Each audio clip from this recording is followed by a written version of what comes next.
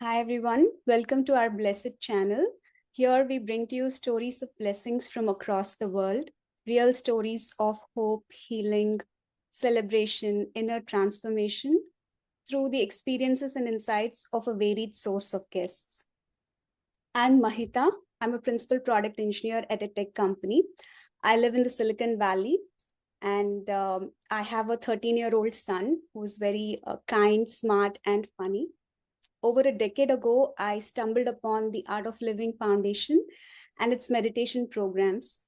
And what started off as finding tools to manage stress and create work-life balance quickly changed with the effectiveness of the techniques and the teachings of Gurudev Sri Sri Ravi Shankar, the founder of the organization. It became a source of inspiration and brought a sense of purpose to my life. Ever since, I've been volunteering with the organization, and I also teach some of the programs with the organization now. Today, I'm very delighted to be having this conversation with Bhushan Deodhar. Bhushan has a computer science master's degree. He worked in the tech industry for about 10 years in various management positions before he moved full-time into Art of Living. At Art of Living, he's served as the president for Sumeru Software Solutions. And he's also the CEO of Shankara, which is an Ayurveda-based skincare product line. He's the US liaison of Gurudev Sri Sri Ravi Shankar. He manages his schedules, communications when he's traveling in the US. He's taking care of innumerable responsibilities that come with it. He also leads the TLEX workshops, which is geared towards executives and business school students. He has led these workshops at the UN, the World Bank, and various large corporations and top business schools. He also teaches several meditation programs with the Art of Living, the basic programs, the silent retreat, and also the Sanyam program, which is the most advanced and the highest experiential program with the Art of Living. His courses are filled with a sense of connection and deep insights. He's one of the most committed teachers that I know. He's constantly traveling and teaching. Even now, he is right now teaching a silent retreat program in Oklahoma City. And he's taken some time from his break to do this interview. So what else can I say? Welcome, Bhushan, and thanks a lot for taking the time. Thank you. It's nice being here, Mahita, for this interaction. So looking forward to our conversation. Sure. So let's get started. Let's jump into it. So my first question to you is, what is your definition of a blessing? Blessing is a good wish for somebody. Like, you wish something good. And often when we meet people, we give them best wishes, or when we send an email to somebody or a letter, we write best wishes from me, right? So it's basically a wish, a good wish that we have. Now, what makes it a blessing is that when that good wish has some grace behind it. And that comes from that silent corner of our consciousness. And when one is in touch with that silent corner of our consciousness, then that wish that comes gains that momentum, gains that power, and it makes it a blessing. Wow, that's so profound.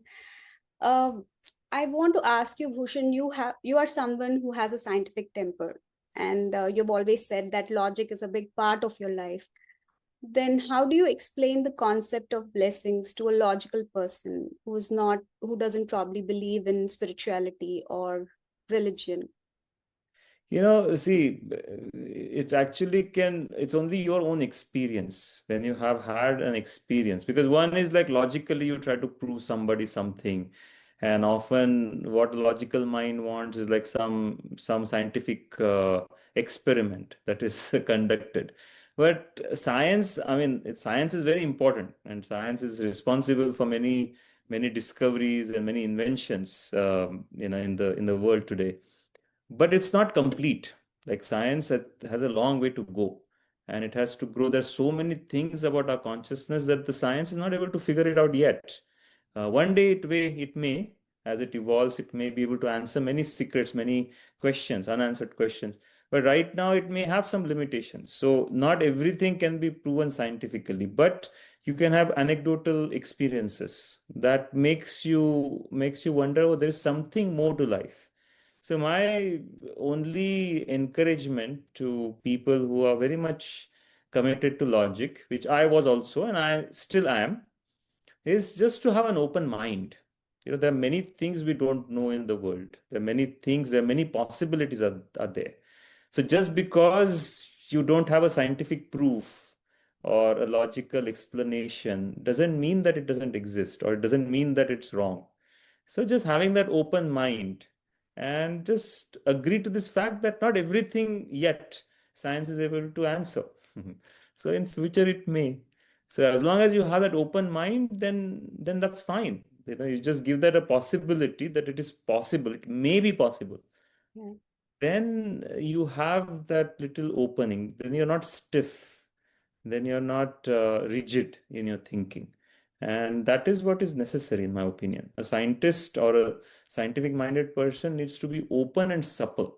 Examples that happen in around us, where we think that, oh, you cannot scientifically explain certain things. Many people go through such amazing healings. Even if you talk to doctors, sometimes doctors, they themselves are surprised, like, oh, how did this happen? Right? So if you talk to doctors, I'm sure every doctor has had some experience in their life where they go like, oh wow, this is, I don't know. And many a times when you ask doctors, especially in the East or even probably in the West also, people say that, oh, I cannot do anything. Whatever I could do, now it's in God's hands. Right? So they also admit to a possibility that the divine may be able to do something that humans through science and technology cannot. Right? So just keeping that possibility open. Hmm. Like you said, right, it's based on one's experience, and that I was also very logical, and it's my experience that made me open my mind to this realm of spirituality. And yeah, so that's so beautiful. So a non-believer can also experience blessings, and that way, they can. Absolutely, absolutely, absolutely. Rather, it's the luck. Sometimes you call it luck, sometimes you call it something else, right? But even good luck is part of a blessing. It's part of a blessing for sure. So Bhushan, you have been with the organization for over 20 years, and I'm sure you've traveled extensively with Gurudev. You've probably like seen, heard, and experienced several stories of blessings during this time. Is there anything that you can share with us that particularly moved you? I'll just tell you one story of my own mother. So about 21 years ago, my father passed away all of a sudden. He was quite healthy. He was only 64 at the time. And suddenly, in a matter of 4 days, he was part of our life, and now suddenly he's no longer there. Uh, it was his illness was mistreated or rather misdiagnosed, and in the process, they gave wrong treatment, and that actually made things worse. And literally, in a matter of 4 days, we lost him. There were a lot of questions at the time, like why is this happening? How could they do this? If he had done this, this wouldn't have happened. All this logical, your mind kind of throws you in a whirlpool. So we're all in that mode, questioning many things in life. But at the same time, you have to just accept, it happened. So time you kind of heal. And me being away actually from my parents on a day-to-day basis, I moved to the US in 95. So at that time, it was already 9 years since I was away from them. So you kind of like have a little distance, right? I mean, you're close to them. At the same time, you don't see them on a daily basis, right? So it's easier to get back. It's easier to get back to your life, and you have so many things: your job, your other priorities, other things, other responsibilities. So it kind of engages you. But it wasn't the case with my mother, because for her, somebody that she spent good 35 years of her life, suddenly 38 years of her life suddenly is no more. And it created such a vacuum, and she was struggling so much. And I couldn't see her. So that was one of the big worries I had in my mind. And later, after maybe 3-4 months into it, I had gone to India. And Gurudev actually was coming to a city near where we are from, Kolhapur. Actually, I was born in southern Maharashtra. So Kolhapur is in that same area. So Gurudev was visiting. So I took my mother to see Gurudev, and she was in a pretty bad emotional state at the time. And I remember Gurudev just, she met Gurudev, and Gurudev gave her blessings, and all he said was just sab chinta chhod do. In Hindi he said sab chinta chhod do, sab theek ho jayega, like that, just drop all your worries here, everything will be fine. And he just put his hand over her head, and that's it. From that day, my mom was like, suddenly something shifted, like some cloud lifted from her mind, from her emotions, and she was a different person altogether. Suddenly, there is that acceptance. Okay, this is how it is, and I cannot keep grumbling. I cannot keep feeling sorry for myself, or I cannot be in a bad mood. I need to move on. I need to move on and be happy. And that day, in like literally few seconds, I could see such a transformation happen. Just those few words from Gurudev and a blessing, that completely changed. And it was such a big relief for me to see my mom back, how she used to be a happy, fun loving person. And so that is just one very personal experience I wanted to share. But around Gurudev, there's so many events like this happen, where somebody is going through something, and just hearing Gurudev's words, something shift. Many times, I'll tell you a funny story actually, is that I'm Gurudev's secretary. So many people actually, I'm like the first line of defense, so to speak, or first line of Know interaction. that. So people come and tell me, oh, they want to see Gurudev and they want to ask about this and on that. And then I hear them and I just give them some advice, like, do this, do that, whatever. And and it like they're not satisfied with that. They want to see Gurudev. And few times it has happened that Gurudev would say the same thing to them. And then they would be like, oh yeah, wow, it's all fine. I feel so settled. I feel so happy, whatnot. And I said, well, I said the same thing to you. How it didn't make sense then? And it's really, that what makes you realize is that it's not the words that you say, but the energy behind the words. That is what moves people, the consciousness behind what we say, what we do. As Gurudev often says, that we communicate more through our vibrations than our words. And it's truly the vibrations of the consciousness that brings transformation, that brings a blessing. So around Gurudev, this is, miracles is like a common phenomenon that happens. So there is the physical healing, it's emotional healing, it is some problems that people are going through, some desires that they have, some issue that they're dealing with, and suddenly it gets addressed. Maybe somebody's looking for a job, and Gurudev says it will happen, and then suddenly it happens, literally within few days after that. So there are many such things that I've seen around Gurudev all the time. So it has really kind of stopped surprising me. You cannot take things for granted, but they do happen. Bhushan. And I know that Gurudev has made a lot of blessers too. There's a blessings program. And when we feel connected to Gurudev, I feel that we can also, like, share those blessings in a way that can be profound in people's lives. Yeah, absolutely. See, the whole thing about blessings is like see, this is like old tradition, like especially in Indian culture, it is a very old tradition, and probably I'm guessing it is the case in many other traditions where you always go to your elders to seek blessings, right? Like you go to your grandfather, grandmother, and you ask for their blessings. And there is a reason for that. It's because as you get older, supposedly you are supposed to feel fullness and completeness, and you have crossed that bridge of all the desires, where you are looking for something in life. From looking for something in life, you move to a place where you are about giving something to life, or giving something to the people around you. And when the consciousness makes that transition, where it goes from wanting things to feel that contentment within, then when one feels contented, then nothing, all they can do is but to give to others.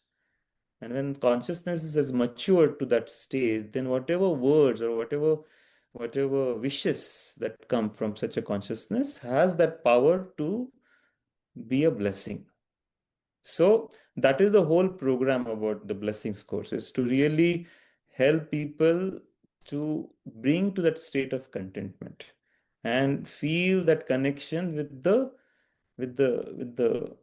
Divine. absolute consciousness, the divine consciousness, the absolute consciousness. And when you feel that sense of connection, see, uh, we are divine. Everything is part of that one vibration, right? Like if you look at quantum mechanics, it talks about everything is a wave function. Everything, you, me, everybody is just a wave function, right? So it just talks about oneness. And that is what Vedanta also talks about. It talks about oneness. This is only one consciousness. Whether you call it God, you call it Guru, or you call it self, it's all one and the same. So when you feel that you have a connection to that, then from there, whatever words come out of you has that power to bring transformation. And that is what the whole blessings course is about. And that is the technique that Gurudev has taught to many people. Yeah, I also want to talk about Sanyam, Bhushan. As I mentioned, it is the most experiential program in the art of living. And I'm very grateful to Gurudev for putting this deep practical experience program that is, all about the science of ancient yoga. And I really love the way you take this program, like, teach this program. You have such attention to detail. You have like, you meticulously go through it, and the finer aspects of meditation that you touch upon, and the wisdom. I say this because I've taken the program with you, and it has really made my meditation practice deep and profound. So I want you to speak more about Sanyam and also the benefits that it can bring to one's life. See, Sanyam actually is a technique. It comes from Patanjali Yoga Sutras. So Patanjali was the saint, for those who don't know. I think most people already know about him, but he existed thousands of years ago, about 5,000 years ago, when he wrote this treatise of yoga. And yoga is about union. Now, what is this union about?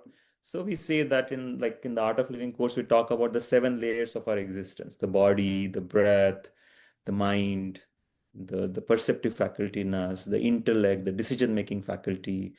Then we have the memory, which records everything, the ability to retain information, experiences, and then that defines our identity, ego. And then beyond that is the self, which is the something in us which is beyond the limited identity, right? So yoga is about bringing harmony to these 7 layers.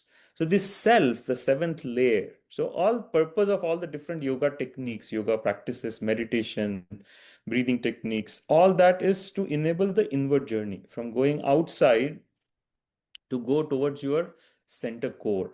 That's something in you which is devoid of changes, which is constant, which is stable. And this self, this consciousness is full of all virtues. It's full of all beautiful things. But these things are there in a seed form. They are not manifesting. So Sanyam is a technique through which we can manifest these powers of the self and bring them into the field of expression. Different qualities we want. We want to be a certain way. We want to be able to communicate better. We see shortcomings in us, right? In our life, we say, okay, I wish I could do this. I wish I could do that. And these perfections, what we call perfections, right? We all want to be perfect. Now, how do you bring these perfections? The Samyama or Sanyam is a technique through which you can bring certain perfections in your personality. And for that, we need to connect with the self. So, a big part of this program is to help one go through that inward journey. And this inward journey is not just about what you do on the yoga mat. It's about how we live our life. So when yoga starts with the first verse of yoga, the Yoga Sutras is Yoganushasana. Means what? The discipline of yoga. So in order to practice yoga, you need to have certain discipline, and this discipline is self-discipline. So, what is the discipline one should have in their life? See, there are many different types of discipline. Not every discipline is good. So, you True. have to have the right discipline. So, yoga starts from there. How one should live one's life, how one should behave at work, how should be one behave in a community, at a personal level, and then it kind of goes from there into the asana aspect, the breathing techniques, the pranayama aspects, and the meditation aspects. So the whole course over the 5 days, it kind of takes you through this journey to make your practices better, your practice of meditation more powerful, and help you go deeper within your own consciousness. And then from there, how do you bring out these virtues, these perfections in our life so that the life becomes more fulfilling, more joyful, more happy? And that is what this whole course is about. So you just have to come and experience because, as I said, like, okay, you can explain to some degree, but it's the personal experience that you have. And if to anybody who has gone through this program, they would rave about it. This is the most wonderful thing. I've taught many programs, I've conducted many programs. I don't even think that I'm teaching because I'm just sharing what I've learned from Gurudev. And in the process, I learn more, right? So I'm actually also a student when I'm conducting this program. I feel I'm also a student because I'm also learning something new every single time. And it's just a fabulous program that I think everyone on this planet should experience while it's available to us. Yeah, I'm a big fan. I've done it multiple times and I encourage everybody to do it as well. Yeah. So I also experienced Bhushan that, with a regular meditation practice and with the Sanyam practice, which is advanced, I feel that my experience of blessings, be it receiving or sharing, has been enhanced. I feel that blessings are default, they're there everywhere. I mean, world runs on blessings. The fact that, I went to work and came back home safe, that's a blessing. But when we Yeah. are tuned with ourselves and with the nature, I feel that we can see these blessings more. Yeah. And then Definitely, definitely, for sure. I mean, just, maybe you're mentioning that after doing Sanyam, you and your ability to give blessings or see the effect of blessings is more powerful. Absolutely. It's just because it helps Sanyama practice, all these techniques help you to settle more, to be more happier, to be more content, to be more dynamic, to be um more positive, free of worries, free of tension. And all these are the secret ingredients for the blessings to become more powerful. yeah, that's true. I know we're coming to the end of the conversation, Bhushan. I wanted to ask you if there's something that you can share about Gurudev and his vision for the world. Gurudev's vision is to what I find I've traveled with him so much. There's nothing that he needs actually. Rather, he sleeps on the floor, right? He eats very simple food. He doesn't have any needs. So all that he's doing, I mean, he might as well be sitting in a mountain top and just meditating, or be in Himalayas and just meditate. And he would be very happy doing that. But the reason why he started the Art of Living Foundation, this whole organization, and put on so many responsibilities on his head, because everybody whoever is coming to him with some problem, some issue, looking for some solution. So dealing with all this on a day-to-day basis is at one level is not necessary for him to do, but he's doing it just out of pure love towards everybody. He wants to reach out to as many people as he can to uplift their life, to take them from misery to joy, to happiness. So, all the techniques that he has created, all the programs that he has created, is just to help a human consciousness blossom, right? So, techniques is one thing, but then there is something that is behind the technique, which is the grace that brings transformation. So, just don't, sometimes, people get stuck with the technique, but there is more to life than technique. Yeah? So, I would say he keeps traveling all over the world to so many places. He gives like many times when he's in Bangalore, the satsangs with him are available on YouTube. So I would say just join in, just be there, just listen. Even if you cannot listen live, you can see the recording few hours later when you are at home in the evening. It just having a little bit of satsang. Satsang means what? Being in the company of the truth. we sit and gossip and we complain about this and complain about that and worry about this and brood over that. So instead of doing that all the time, you take out some time and look into something bigger, something which is more supportive for the life, right? So spending a few moments like that every day um, just uplifts our consciousness. So I would encourage, be either join him online or just come and attend one of his programs whenever he's near your city and just just learn something. Learn to be happier. Beautiful. Thanks, Hushan. Thanks for your time. I hope everybody enjoyed the session and gained some fresh perspectives. I sure did. And it was a pleasure talking to you, Bhushan, and all the best for your silent retreat and the upcoming silent programs. Thank you. So nice to be here. Thank you, Mahita.